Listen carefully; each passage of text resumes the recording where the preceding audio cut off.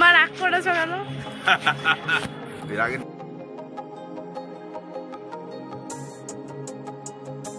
Hello বন্ধুরা, তো আমি চলে এসেছি একটা নতুন ভিডিও নিয়ে তোমাদের সাথে। জানি বাবা জানি, অনেক দিন পর ভিডিও নিয়ে এলাম। ঠিক আছে, তো লেটস গো। কিছুদিন আগেই আমার প্রথম একটা ব্লগ ছিল, তারাপীঠ ব্লগ। সেখানে আজকে আমরা ফ্যামিলি মিলে ঘুরতে গিয়েছিলাম তারাপীঠে। এবার আমরা সবাই মিলে ঘুরতে যাচ্ছি মায়াপুর নবদ্বীপে।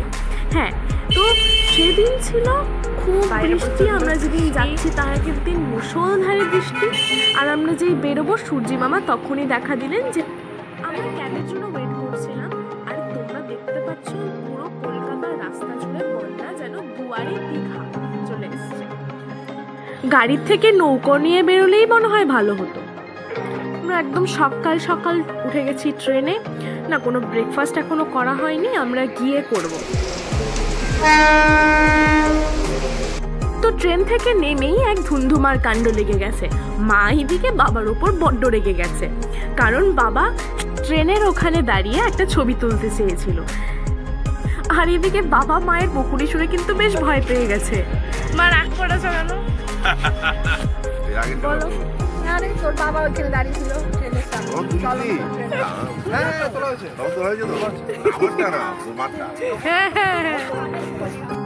আর হ্যাঁ, অনেকগুলো সত্যি ভিডিও জমে গেছে। আর আমার ভিডিও দিতেও বড্ড দেরি হয়ে যাচ্ছে, কারণ আমার ভিডিও এডিটিং অ্যাপটা একটু হ্যাং করছে। তো এই জন্যই আমি ভিডিওগুলো এডিট করতে প্রবলেমে পড়ে যাচ্ছি। তো এটা ঠিকঠাক করেই আমি আবার ভিডিওগুলো ঠিকঠাক টাইমে দিতে পারবো। তো ভবনে যাওয়ার আগেই আমরা ঠিক করলাম কি আগেই ব্রেকফাস্টটা করে তারপর একেবারে ভবনে যাব। আমরা পৌঁছে গেছি মায়াপুরে। অসাধারণ ভিউ আর ওয়েদারটা সত্যি অসাধারণ, কারণ মেঘলা মেঘলা আকাশ। আমরা কলকাতা থেকে বৃষ্টি বয়ে নিয়ে আসছি, কিন্তু এখানে এসে দেখছি একদম সুন্দর ওয়েদার আর হাওয়া বাতাস। চারিদিকে দেখতে পাচ্ছি অনেক গাছ। তো আমরা ঈশ্বরধাম ভবনে যাচ্ছি, ওখান থেকে ফ্রেশ হয়ে দেন আবার বেরোবো। বাইরে থেকে আমি মন্দিরটা দর্শন করলাম, মানে মনটা জাস্ট ওয়াও এরকম হয়ে গেল।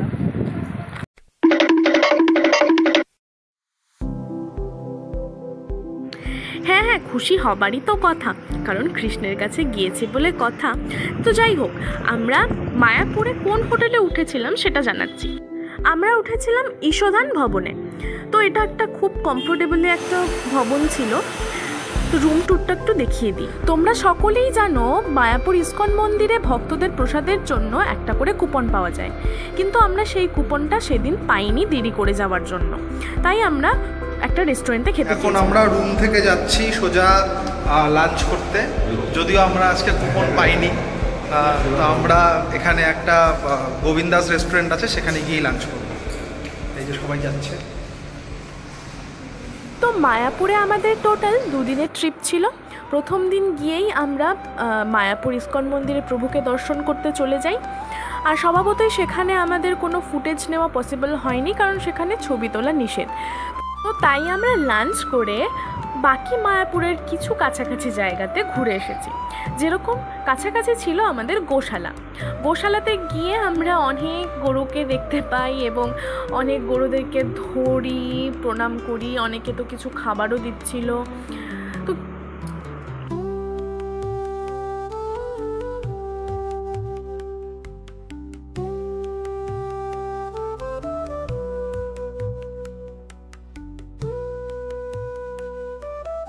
এই দেখো তিন্নি, তোমাকে কিন্তু গরুটা পাত্তা দিল না।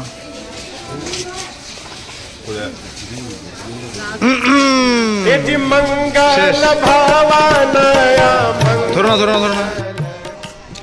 আমরা এখন আসলাম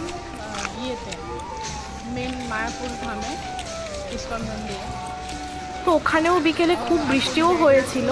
আর আমরা এখানে বাইরে জুতো, ব্যাগ, যাদের যাদের যা ছিল, ছাতা এসব রেখে তারপর আমরা মন্দিরে খালি পায়ে প্রভুকে দর্শন করতে চলে যাই।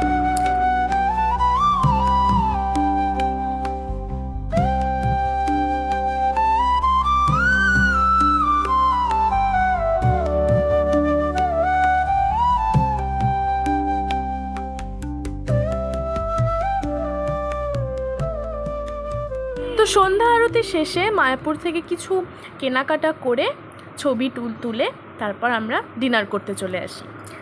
যেহেতু সকালে 9টার পরে যাওয়াতে আমরা দুপুরের কুপনটা পাইনি, তাই দুপুরে আমরা রাতের কুপনটা কেটে নিয়েছিলাম। আর ডিনারে দেখতেই পাচ্ছ তোমরা এখানে কত সুন্দর সুন্দর খাবার দেওয়া আছে। ঈশদান ভবন থেকেই এসব প্রসাদ আমাদের দেওয়া হয়েছে। তো আমাদের প্রথম দিনের জার্নি তো এখানেই শেষ। নেক্সট দিনের ব্লগ দেখতে হলে চোখ রাখতে হবে নবনীতার রসদে। তো নেক্সট ভিডিও আমি নিয়ে আসছি খুব তাড়াতাড়ি। তো প্লিজ আমার চ্যানেলটিকে সাবস্ক্রাইব করে দেবে, লাইক কমেন্ট শেয়ার করে দেবে। তো আজকের মতন ভিডিও এখানেই শেষ করছি। তো টাটা, বাই বাই, আবার দেখা হচ্ছে নেক্সট ব্লগে।